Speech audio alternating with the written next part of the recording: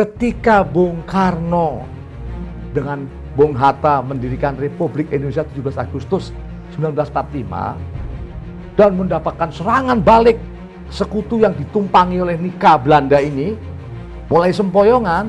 Nah, Musso tahun 48 pulang. Musso melihat, wah ini golongan nasionalis lemah, ini yang bisa adalah golongan Marxis komunis. Maka dia membuat pamflet Jalan Baru Indonesia itu.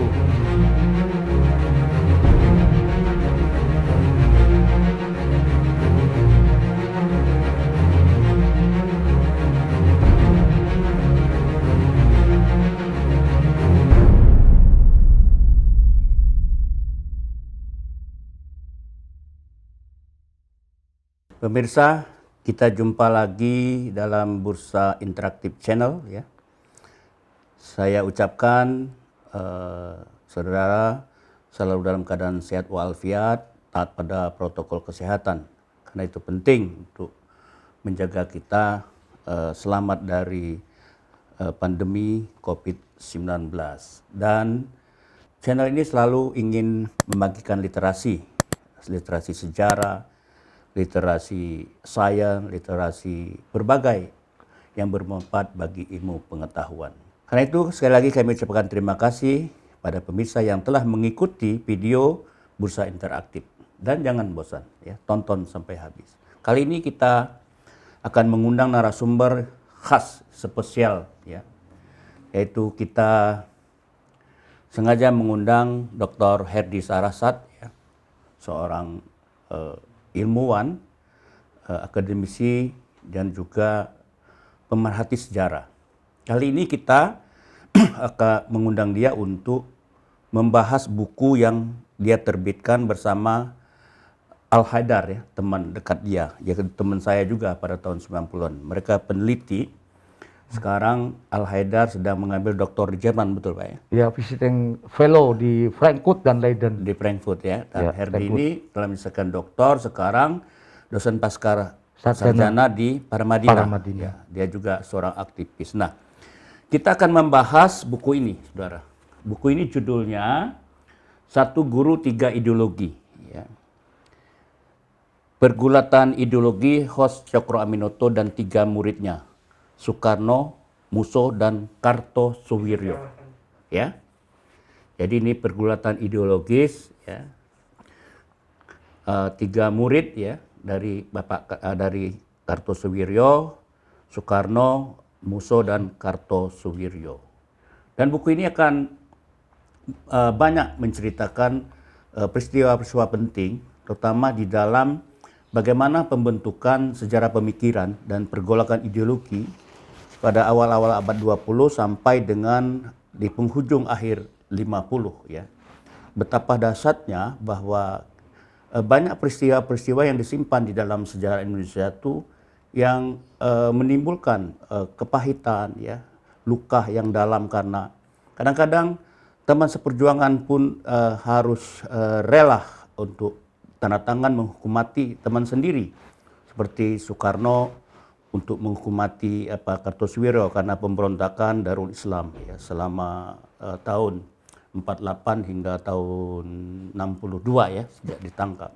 Itu juga Musso yang melakukan pemberontakan komunis tahun 9 negara Indonesia Soviet tahun 1948 juga dieksekusi di tempat ya, bahkan dibakar mayatnya karena membangun negara komunis Indonesia. Soekarno juga anak murid Pak Cokroaminoto ini tragis ya, dia jatuh dari kekuasaan karena peristiwa G30S. Banyak sejarah dan peristiwa bagaimana juga mengandung human interest ya di dalam peristiwa-peristiwa politik dan sejarah pembentukan gagasan pemikiran ideologi, dan itu memang mencerminkan pluralisme ideologi bangsa kita pada awal-awal abad 20. Kalau tidak salah, Herbert Pitt atau Ben Anderson mengatakan kalau kita memahami pergulatan ideologi, rumpun ideologi di Indonesia, maka kita harus tiga aspek. Pertama itu kita harus mengenal Islamisme, nasionalisme, dan komunisme atau Marxisme. Berbeda dengan Herbert Pitt dan Lancaster bahwa ada 5 katanya kalau kita mau memahami rumpun ideologi di Indonesia dan cabang-cabangnya. 1, Jawa tradisional, sosial demokrat, Islamisme, nasionalisme, dan Marxisme. Nah, semua buku ini mengulas soal itu. Dan kita sudah mengundang ahlinya, Dr. Herdi Sarasat. Gimana kok bisa dalam sejarah pembentukan sejarah Indonesia itu ya, ada 3 murid Cokroaminoto itu berakhir tragis ya. 1 dieksekusi dalam pemberontakan September di Madiun tahun 1948 karena Musso mendirikan Republik Soviet ya, di Madiun. Dan Kartosuwiryo diburu sejak dia melakukan memproklamasikan negara Darul Islam, NI, DITI, sampai 62 ditangkap dia dan dihukuman mati beberapa bulan kemudian. Dan Soekarno sendiri, Soekarno sendiri mengakhiri kekuasaannya dengan tragis dan kita semua tahu sejarahnya. Ini bagaimana ini 3 murid sampai berbeda sangat tajam ya, dalam mempraktikkan ideologi untuk merumuskan konstruksi sejarah kita. Tapi sebenarnya tujuan mereka sama loh. Indonesia merdeka kan? Ada yang mau merdeka 100%, ada yang mau PKI, ada yang kebangsaan seperti Soekarno. Nah ini bagaimana? Pak Herdi bisa menceritakan pada saya. Baik, saya copot aja. Copot aja, aku pesan sekarang. Ya, terima kasih Bang Bursa Sarnubi yang saya muliakan dan saya hormati, para pemirsa sekalian. Inilah tragedi anak bangsa yang bergolak pada masa kolonial, di mana kita tahu Pak Cokro Aminoto adalah sang guru dan muridnya ada 3 tadi yang kesohor karena 3 orang murid ini membuat negara. Yang pertama adalah Soekarno, ya, seorang pendiri PNI tahun 1927. Kemudian yang kedua adalah Musso, ya, yang menjadi pemimpin Partai Komunis setelah Semaun. Dia membuat Republik Soviet Madiun September 1948. Kemudian Kartosuwiryo yang mendirikan negara Islam Indonesia 7 Agustus 1949. Nah, menarik bahwa 3-tiganya itu berguru pada Pak Cokro Aminoto dan host Cokro Aminoto ini sangat humanis, di mana yang saya tahu seperti studinya Takashi Shiraishi dalam bukunya An Ache in Motion atau Ruth McVeigh, dua-duanya dari Cornell yang menulis buku The Rise of Communism, diceritakan di sana bagaimana juga studi-studi yang lain menyebutkan bahwa Musso lebih tua dari Soekarno, Soekarno lebih tua dari Kartosuwiryo. Iya, betul. Nah, Kartosuwiryo itu kalau Bung Karno lagi latihan pidato, diledek. Mau pidato lu, niru-niru sang guru. Nggak bagus, apaan tuh? Gitu kan. Sini, Dimas. Ya mas, katanya. Dia manggil Bung Karno tuh Kang Mas. Kamu beli rokok dulu, katanya. Dia beli rokok suruh. Lalu Bung Karno pidato lagi di ruangan, di kos-kosan yang sama di Gang Panteleh, Surabaya. Tahun 1920-an ya? Ya, 1920-an. Syarikat Islam itu berdiri 1912, Muhammadiyah berdiri 1912, tapi Syarikat Dagang Islam yang Haji Saman Hudi itu 1905. Ya, jadi ketika Cokro memimpin, SDI diubah jadi Syarikat Islam. Nah, di sinilah sang guru ini punya murid yang sangat hebat, 3 orang ini. Ada lagi Semaun, Darsono dan sebagainya. Ada Alimin ya, segala Alimin segala. Tetapi yang menarik bahwa 3-tiganya akrab karena peristiwa pemberontakan PKI 1926, Musso akhirnya lari ke Moskow. Semaun juga. Ya. Nah, kemudian Soekarno mendirikan PNI 1927. 1926 itu lahir Nahdlatul Ulama, 1912 itu Muhammadiyah. Itu semua masa itu antara masa 1905, 08 sampai 1930-an sampai 1928 Sumpah Pemuda itu masa bergerak, zaman bergerak yang oleh Takashi disebut An Ache in Motion. Semua orang bergerak, berserikat, berkumpul, zaman bangkit. Zaman bangkit. Di mana-mana ya bangkit, kebangkitan. Untuk apa? Pertama membuat mitigasi kolonialisme, pemetaan, kemudian cita-cita Indonesia merdeka. Kemudian pada masa itu juga di dalam perdebatan antara golongan Marxis, ya, di mana yang memperkenalkan Marxisme itu Sneville, ISDV, kepada si Musso, Semaun. Di situ nanti ada varian Haji Agus Salim yang Islam, ada varian Syahrir, ya, Sultan Syahrir yang mendirikan Yong Indonesia, ada Yong Java, Yong Ambon, semua bergerak. Tapi yang paling menarik adalah sejarah sering lupa bahwa Partai Komunis Hindia Belanda yang dipimpin Semaun inilah tempat di mana Musso kemudian anak santri ini, anak musola akhirnya bergabung dan sangat militan. Ya, pemberontakan PKI 1926 itu luar biasa korbannya. Yang ditangkap, ditembak mati, sebagian dibuang ke Digul. Ya. Nah, yang menarik kemudian ketika terjadi pemberontakan 1926, Soekarno yang sudah menjadi Mas ITB itu berpikir, dia murid Pak Cokro, dia melihat, wah, kalau begini harus apa ini ideologinya? Karena pemberontakan PKI 1926 itu sangat luar biasa implikasinya. Dan yang memperkenalkan bagaimana mengorganisir gerakan-gerakan buruh ini kan Sneville melalui SI Merah yang kemudian menjadi Partai Komunis Hindia Belanda, di mana Semaun yang masih sangat muda akhirnya berani menyebal keluar dan mendirikan sendiri Partai Komunis. Nah, pada waktu itu Soekarno kemudian melihat juga Kartosuwiryo yang muda ini senangnya Islam dan dia menjadi sekretarisnya Pak Cokro karena saya pribadi ya. Ya, yang menarik tiga-tiganya itu wartawan, semuanya itu penulis, semua menulis, Musso menulis. Kartosuwiryo menulis, Soekarno menulis, semua menulis di surat kabar. Ada Suluh Marhen, Kartosuwiryo itu memegang Asia. Koran Asia itu. Jadi kemudian Musso punya sendiri Partai Komunis, bahkan ketika dia di Moskow dia menulis buku untuk mengajar bahasa Indonesia di Universitas Moskow, dan ketika nanti dia pulang dia menulis Jalan Baru. Jalan Baru itu revolusioner sekali. Nah, yang menarik bahwa selama mereka Jalan Baru Indonesia maksudnya. Ya, Jalan Baru Indonesia itu Musso. Yang menarik Soekarno kemudian ketika mendengar Dr. Cipto Mangunkusumo mau dibuang di Digul, dia mencegat dan mendapat saran. Bung Karno, kalau Anda mau menjadi pemimpin nasional, maka sebaiknya bukan Islamisme, bukan Marxisme atau komunisme, tapi nasionalisme. Mengapa? Karena kita di bangsa yang majemuk, plural. Ya, bukan yang kiri Marxisme komunisme atau yang kanan Islamisme, ambillah yang tengah, nasionalisme. Karena tadi Bang Bursa bilang ada kejawen tadi, tradisional, ada sosial demokrasi, ya kan. Nah, ternyata pilihan Bung Karno ini tepat. Nasionalisme. Sehingga ketika setelah Sumpah Pemuda 28 Oktober 1928 dan Soekarno kemudian dipenjara, kita tahu PKI masih ada, PNI tapi sudah mulai dihancurkan kolonial, sampai kemudian Syahrir dan Hatta setelah pulang dari Belanda menjadikan PNI pendidikan, meneruskan semangat Bung Karno melalui pendidikan. Nah, yang menarik kemudian ketika Bung Karno dengan Bung Hatta mendirikan Republik Indonesia 17 Agustus 1945 dan mendapatkan serangan balik sekutu yang ditumpangi oleh Nika Belanda ini, mulai sempoyongan.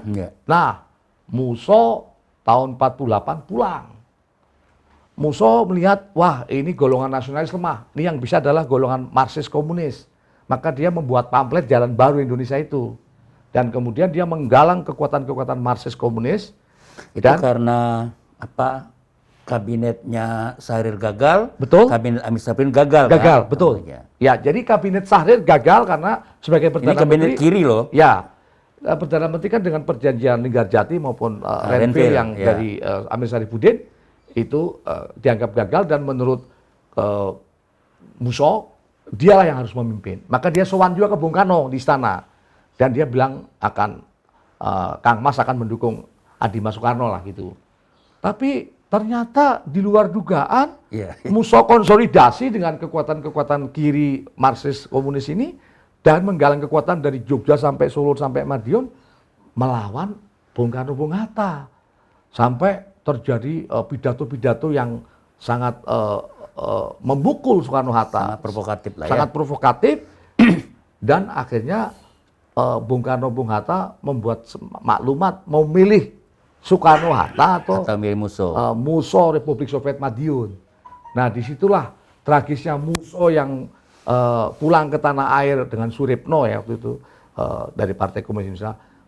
Rencananya itu untuk membangun kembali Indonesia, berjuang menegakkan kemerdekaan. Ternyata dia menjadi batu sandungan karena mengambil samping kiri, jalan kiri dalam perjuangan ini. Bertemulah dengan nasionalis yang Soekarno, Hatta, Sudirman. Akhirnya terpaksalah Bung Karno meminta Pak Dirman dengan Kolonel Gatot Subroto menumpas PKI Madiun. Itu September-Oktober 1948. Ya. Nah, setelah peristiwa Madiun inilah Musso akhirnya harus, sangat tragis. Dia dikejar-kejar pasukan kita, pasukan Siliwangi, dan Musso sudah akhirnya ditangkap dan ditembak mati, tapi Dan tidak dibakar. cukup, dibakar mayatnya. Dan itu tragis sekali. Musso yang anak kecil, bocah dari desa, ya dari Jawa, pedalaman, senang mengaji, kemudian tertarik kepada Marxisme komunisme, menjadi pemimpinnya, bahkan yang paling tua, dia sampai ke Moskow, ke Eropa Timur, kemana-mana, ketika pulang menemui mautnya dalam posisi sebagai pemberontak PKI Madiun. Nah, bagaimana Kartosuwiryo melihat itu? Kartosuwiryo melihat peristiwa Madiun itu, dia ditawari jabatan oleh Amir Sarifudin sebagai Perdana Menteri. Menteri atau Wakil Menteri Pertahanan, tapi Ya. dia menolak.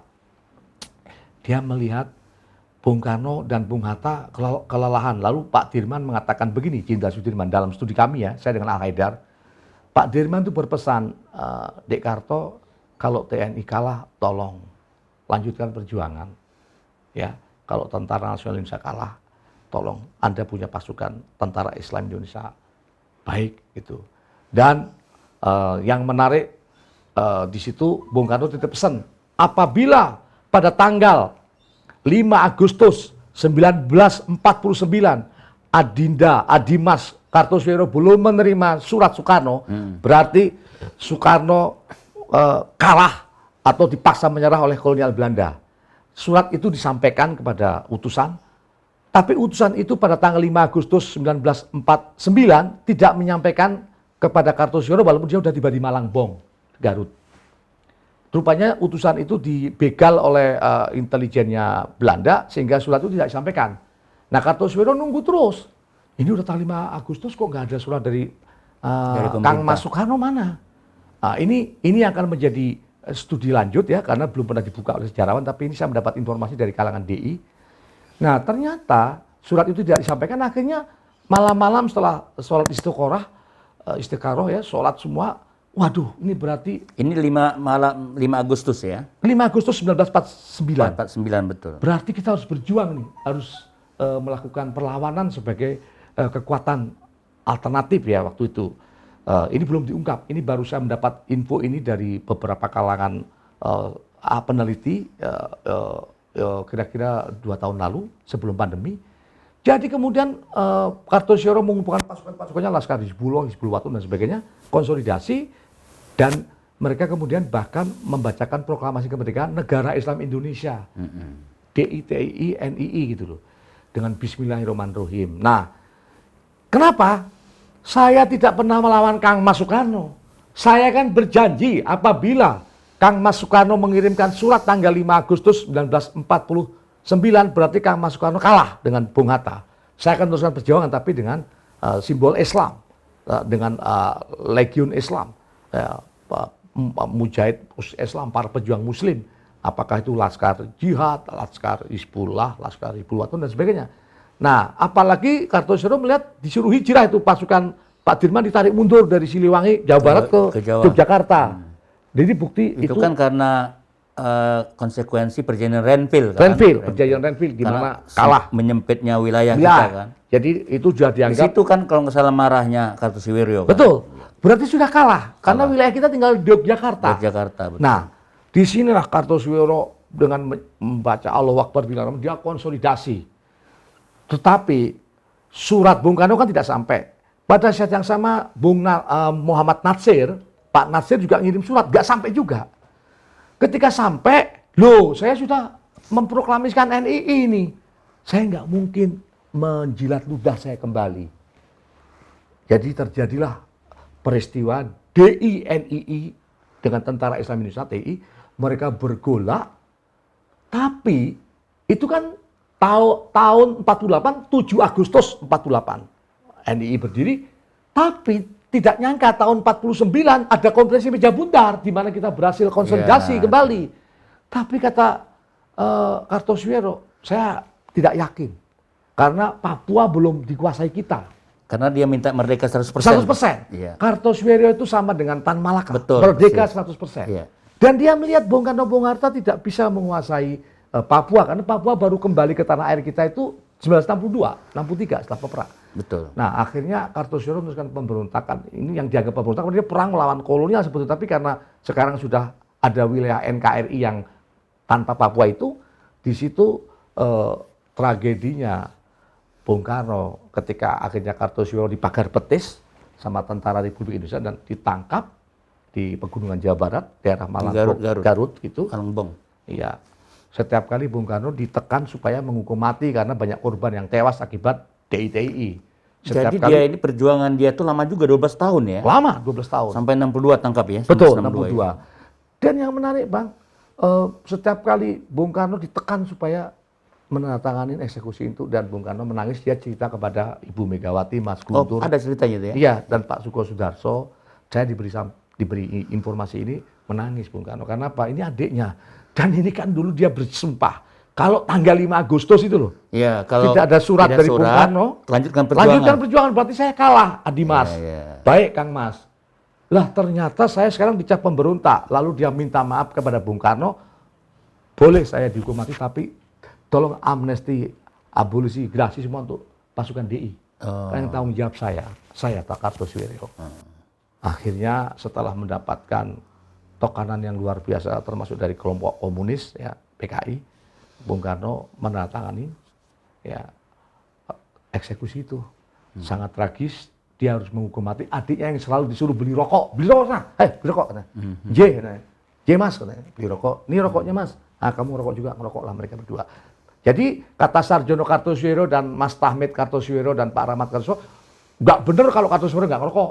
Dia kalau disuruh beli rokok sama Bung Karno, dia ngerokok bareng tuh di Gang Paneleh di tempat perguruannya Cokroaminoto. Merokok juga gitu loh.